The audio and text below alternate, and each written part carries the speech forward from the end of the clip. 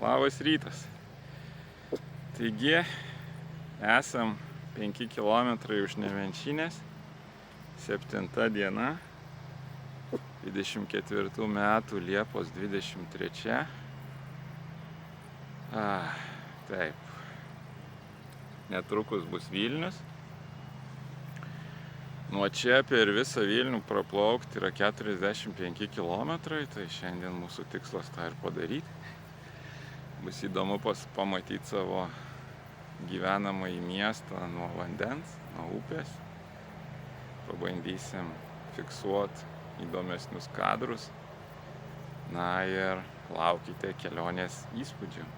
Iki. Na va, esu ant vandens. Irkluoju. Kol irkluoju, noriu jums šiek tiek kai ką papasakoti.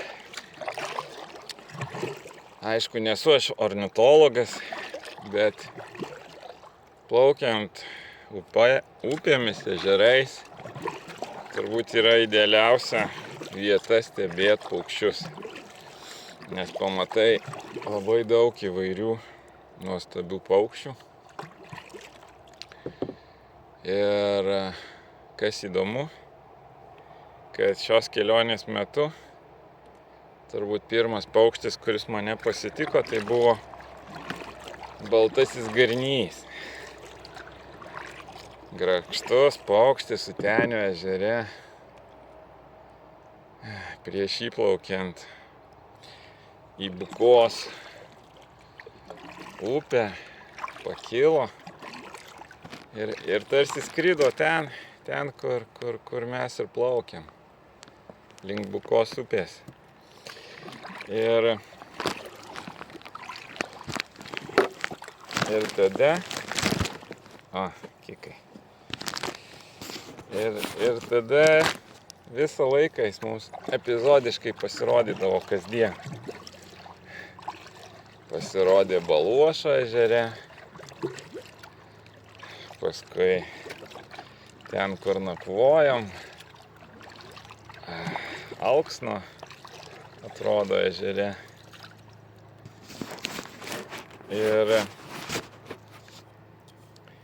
Ir paskui, kaip įplaukėm į Žeimeną, tarsi nebebuvo, bet vakar įplaukus į nerį, vos įplaukus į nerį, ties Sakališkių uola ir tuo šventuoju šaltiniu, kurio nepavyko pamatyti, nes neėjo prisišvartuot, buvo labai apžėlęs krantai.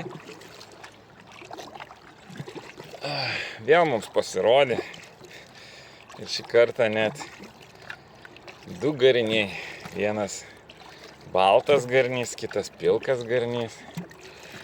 Aukštai medyje buvo nutūpę, tarsi pora.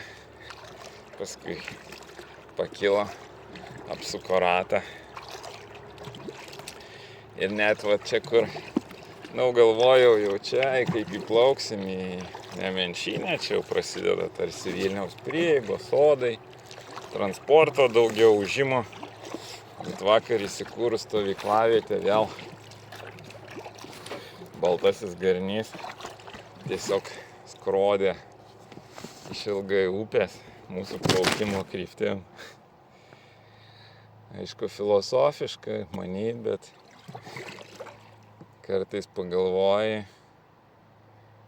kaip aš vadinu tą baltoji gervelė, gal tai mano mirusios sestutės siela.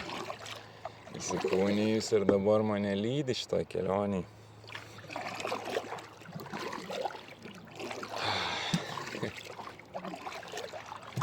Smagu plaukti kartu ne vienam. Tai va.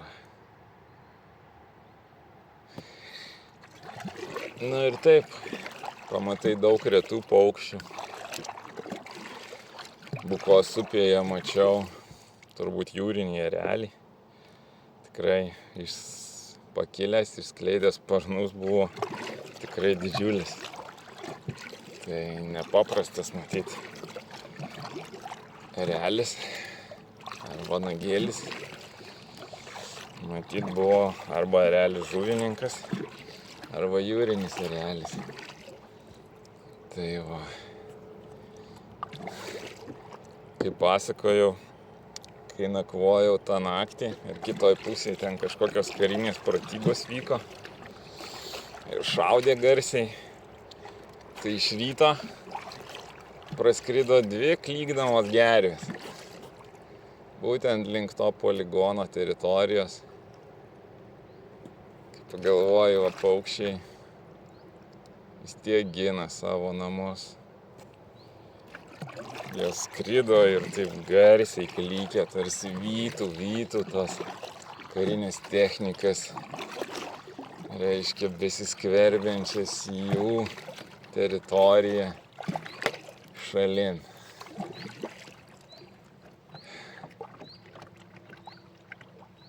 O Žeimenos upėj buvo daug ančių.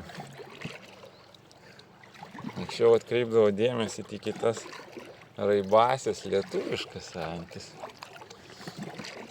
Nežinau, aišku, jų visų pavadinimų, bet dabar buvo ir tokios mažiukės juodos antytės ir tokios antyčių pulkeliai su rudais kakliukais, ilgais snapais ir baltais sparnų krašteliais ir mažos kažkokios antytės juodos, kai pakildavo per vidurį balti sparnai, o kraštai juodi, labai greit skraidydavo.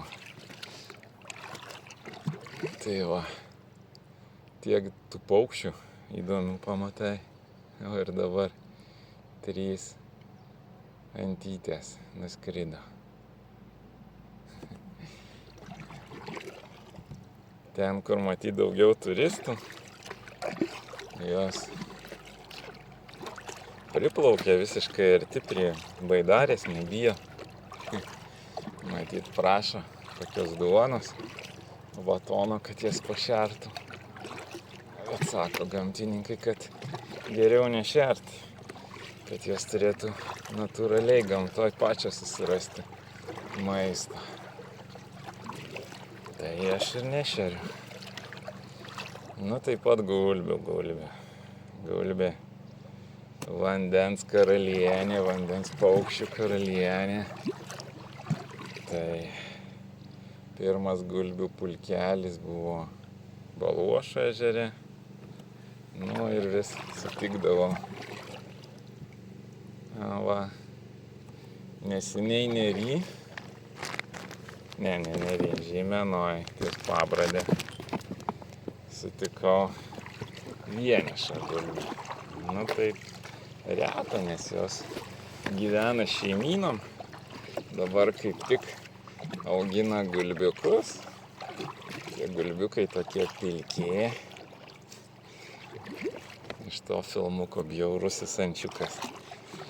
Bet ir jie virs gražiom gulbėm. Ir matyt sugrįš į savo namus kitais metais. Tai toks reportažas apie paukščius. Šiandien, kaip minėjau, pasieksim Vilnių. Turėtų būti įdomu. Iki.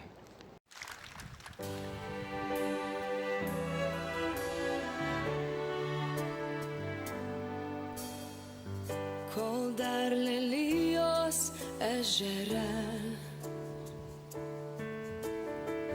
kol dar virš upių kyla rūkas,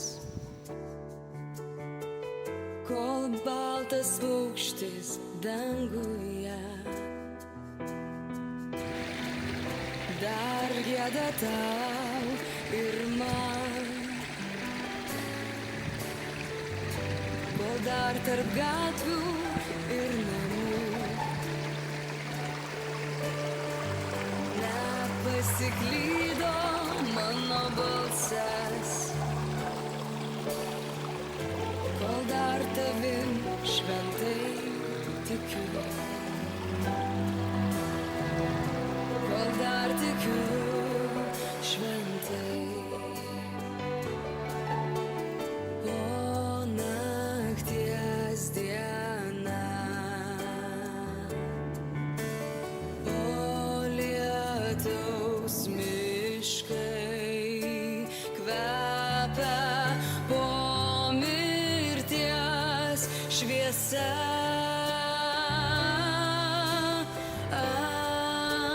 žiūrėk.